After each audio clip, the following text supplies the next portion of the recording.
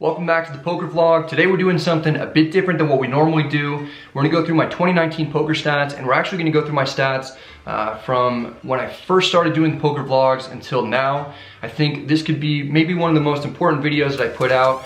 2019 was a really tough year, and I think it's important to share going through difficult times as well as going through more positive times like 2018, 2017. So anyway, I'm gonna get into that. I think that there's a few things that I want to talk about first. One of the big things that I think is important is that there's a lot of ways to misconstrue this data. Number one is people may assume that this is the only source of income that I have is playing poker, and that's not really true anymore. Luckily, the YouTube channel has done well, so I make money from that, from hosting meetup games, from doing affiliate marketing, and occasionally with sponsorship deals with other poker companies.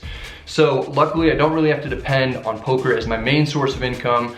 I wish it was my main source of income this year, but that was definitely not the case. I got kind of crushed. I went on the biggest downswing of my entire life, and we're gonna get into that. Also, I think that there's a big distinction between playing full-time and playing for a living. I tell people that I play for a living because all my income does come from actually playing poker, whether I'm hosting poker games or making videos about poker or actually playing. I have to play, otherwise I'd be broke. Playing for a living to me means that you're playing 2,000 hours a year, which is how much you would work if you had a regular job, as they call it. So I put in 700 hours this year. That's obviously not that big of a sample size. I do think you can't really just brush that off and say, oh, you didn't do well over 700 hours, it doesn't matter. I think it's important to look for places to improve and all that stuff.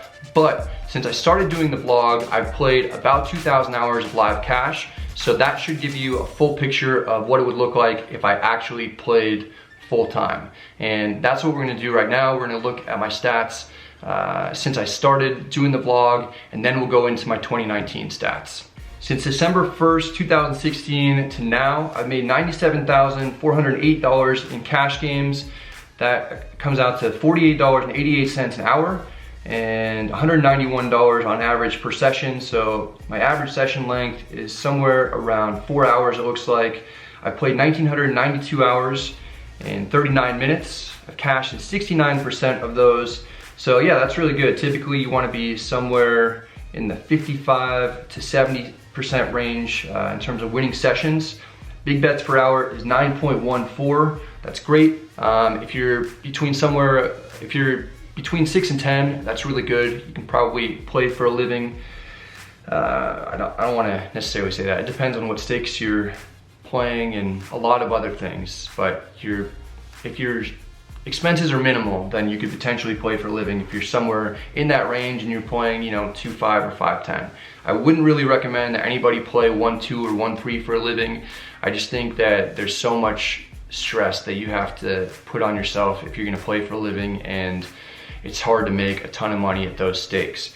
So a few things I want to talk about with those numbers is if I was playing full time, I probably wouldn't put in a full 2,000 hours. I'd probably put in maybe closer to 1,800 hours. I think that's kind of ideal. You want to spend some time studying, and I typically lose somewhere between $3,000 and $5,000 a year playing tournaments. I wouldn't play more tournaments if I was playing full time. I'd still probably lose $3,000 to $5,000 a year playing a tournament. So maybe I'd be somewhere in the $80,000 to $85,000 a year range if I was putting in a lot more time than I am now. The thing is that I obviously make the videos.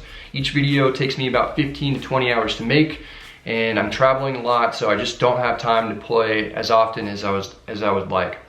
Let's go location. Red Rock is where I put in the most time over the last 3 years and where I made the most money. Let's see, I make about $40 an hour there. Grayton is second on there. That's surprising to me because I haven't really put in that much time there. I put in 60 hours, but I've just run extremely well. That's where I grew up in Northern California, so anytime I visit my parents, I go there, and occasionally we have meetup games there. Bellagio is third, And then, yeah, it just goes down from there. When we get down to the bottom, this is places where I've lost. Most of these places I've only been to once or maybe a few times over the last couple years. Now, profit by game. 2.5 is where I've made the most amount of money, although my hourly is higher in a few other games. I've made 70,000 over the last 3 years in 2.5. In 5.10, I've made about 24,000. My hourly is $76 an hour, and I put in only 316 hours of 5.10. Okay, 1.3. My hourly is the highest in 1.3 at $95.65. That's a really small sample size, but I always wonder if maybe I just played exclusively 1.3, if I could just crush people's souls. All right, 10.25, I only played one session. That was at Grayton. I made a video of it. That's my favorite video that I've ever put together probably, and has the most amount of views out of any video that I put out. I played 5.10 limit 7-card stud 8 one time, and I lost. Someone suckered me into playing that, and then they took all my money. 1.2, this is surprising. I mean, I put in 43 hours. That's not that surprising that I've lost $253. And then 2.5 PLO, I played one session. Andrew got me drunk one night. We were hanging out on the strip, and he lured me into the Caesars 2.5 game. I tried to bluff him. He called, he won. What a jerk. Okay, 10.20 no limit. I put in 21 hours and I've lost a little over $3,000. So I've actually won pretty much every time. Well, most of the times when I played 10.20, I've won. Actually probably every time except for once, and I just got crushed. All my wins were small, and my loss was the biggest loss I've ever had. That was earlier this year. I made a video of it. We'll get into that a little bit later. Profit by weekday. This is not something that's that important to me, but every day I've been profitable. Some of these days are a little bit better than others. Looks like, yeah, Tuesday for some reason is my highest hourly. I don't think that that's the best day to play. I think usually the weekends are the best because that's when we'll get a lot of visitors from, you know, other states and cities, and people will be drinking, staying out late, having a good time. For some reason, it's not necessarily reflected here in my stats. All right, monthly profit. January is my best month over the last 3 years. It's odd to me that I have 2 losing months, but February, I guess I just haven't done that well over the last couple years. And then August, I just got crushed. That has to do with this year. I had my worst month ever by far in August of, well, not this year, but of 2019. So we'll go over that as well. One more thing that we'll look at since I started the vlog is my graph. So the graph pretty much goes, you know, straight up for the most part until we get to that 105K mark. I think that was right around the time when I put out my 100th episode, and then I just got smoked. So that's from the middle of 2019 to maybe the end of October is that downswing there, and then November and December I've been doing great. So we'll go ahead and we'll get into the 2019 stats in more detail now. This is a look at the overall report. I won 11,350. That hourly is $20 an hour. That's significantly less than, you know, my average over the last couple years. And that ends up being $77 per session. And I put in 577 hours. That's not as many hours as I'd like to put in. I'd like to put in, you know, somewhere around 800 hours of cash. I think that seems like a good goal to have. Maybe even up to 1,000 if I could. Big blinds per hour is 4.85. It's not quite where we want it to be either. Actually, none of this is where we want it to be. It was not a good year. The first half of it was great, and I'll show you the graph in a little bit, but second half was not good. I had the biggest downswing ever, worst month ever, all that. So it was tough to get through. But let's look at the profit by location. Grayton is where I made the most amount of money this year. That shouldn't be the case. I didn't really put in that many hours there. I put in 22 hours, but obviously ran extremely well to win 305 an hour. That's ridiculous. That's all in 2.5, I believe. Yeah, I didn't play anything bigger last year there. So Bellagio is the place where I won the second most amount of money. I actually did great there the first half of the year. I think I was up like 12 or 13K, and I'd won like 80% of my sessions playing 5-10, and then that turned around. All right, we'll go down to the bottom where things didn't really go well, and yeah, there's not really too much takeaway from the profit by location. Let's look at the game. 2.5, my hourly was about 17. That's really bad. That's the lowest that it's been in a long time. In 5-10, it's 57 an hour. That's fine. Seems about right for me. And 1-3, I did really well. I didn't play that many hours. I only played 21 hours of 1-3, but I think if you saw that Houston vlog that I did where I played 1-3 there, I won 2,700 in that session. And that played much bigger than a typical 1-3 game. In 1-2, didn't put in that many hours. And then there is that PLO session that I played with Andrew that I talked about earlier. 10-20, I played 20 hours. I really tried to take a few more shots this year in bigger games. They weren't always necessarily at the right time.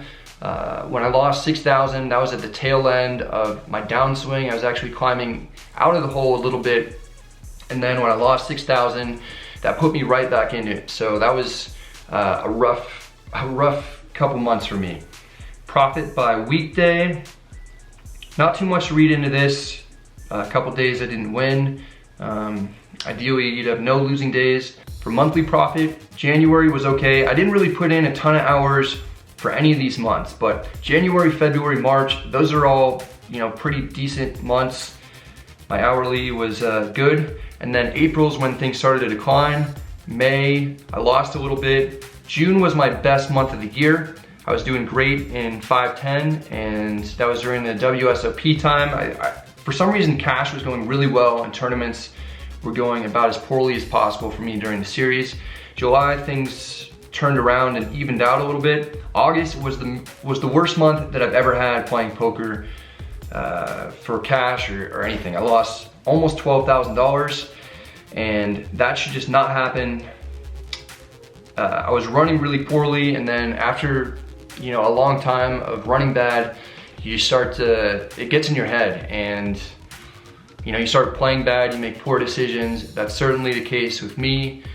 I was trying to force things, and it just wasn't working out, but I probably did run about as bad as I've ever run. September, things turned around a little bit, and then October, I got crushed again. That's when I had that $6,000 loss at Hollywood Park Casino playing 10-20. November was a great month. I think I won almost all my sessions in November except for maybe 2. And the only one that I filmed in November though was when I went to South Dakota, and I lost like 12 or 1,300. So people thought that you know, I was continuing this big downswing in November when it was actually a great month. December, I didn't play very much either, but I did well. And that's kind of it for cash games. Let's go to tournaments. Tournaments, I have to mention that the way that I accounted for tournaments this year was about, I think it was the most fair that I could, but it was also kind of hard on myself. So during the World Series of Poker, I had to deal with PKC, where they were gonna cover all my buy-ins. I would keep all my action. I played about $20,000 worth of tournaments, I think, maybe even a little bit more than that.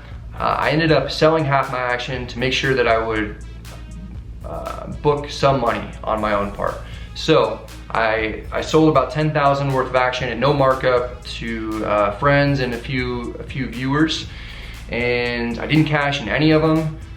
Instead of saying that I made $10,000 on that, which is what happened, what I said was that I basically pretended that I didn't have a deal with PKC, and I put myself in for half the tournaments, and then I accounted for that in my poker stats. So I made it look like I lost 10,000 when actually with my deal and selling the action, I actually made 10,000. So I only cashed in 2 events out of 27. That's, you know, not particularly good. One of those events was it was a free roll tournament for me. It was a sit and go for Bar Poker Open. I think it was the only live stream. No, I did one live stream cash game event with Run It Up, but I guess it was one of 2 maybe live streams that I did all of last year. That was really fun. That was with Joe Ingram, a few people from the Thirst Lounge, and then 4 people that I've never met before. But I won that. It was only for $600 or $700, and then I cashed in a Run It Up event that was an $1,100 buy-in. So you know, I don't really play too many tournaments. There's not really a lot to read into these stats either, but hopefully one day I'll run really deep and I'll make, you know, a lot of money. But until then, I'm gonna keep having losing years probably.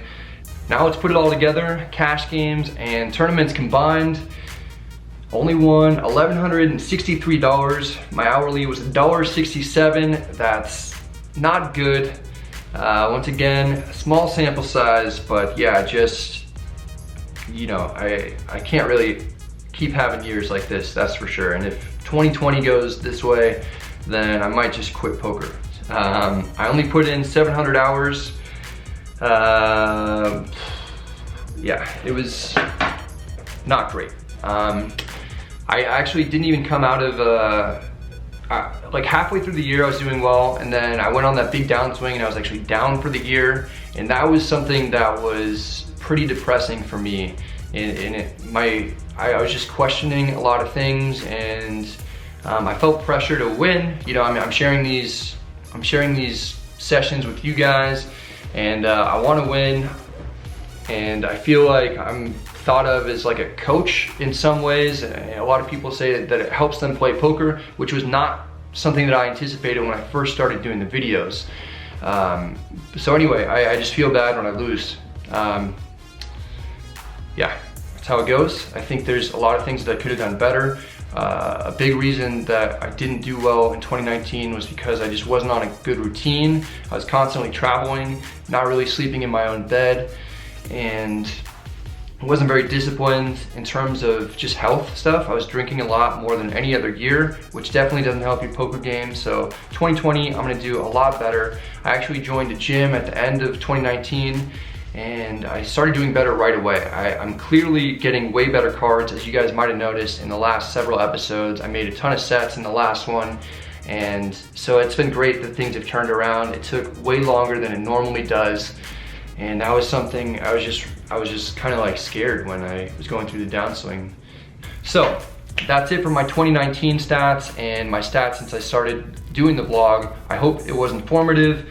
You know, if you're thinking about playing for a living, I think it's important to log your stats, be very honest with yourself. When I first started playing poker for a living, or not even for a living, when I just started playing poker seriously, I was reading a lot of books. I was trying to get better, and I was logging my stats, but I wasn't honest with myself. I would kind of like scrap my stats if something happened and things didn't go well, and then I would make excuses for why it was reasonable for me to scrap those stats, but that's not the case. Also, you need a big sample size. You probably need at least 2,000 hours of log time playing that you can look back on and kind of determine what your hourly should be. That's enough time to run well and, you know, go through a big downswing and hopefully come out of it and just give yourself like a good average of what you'll be making.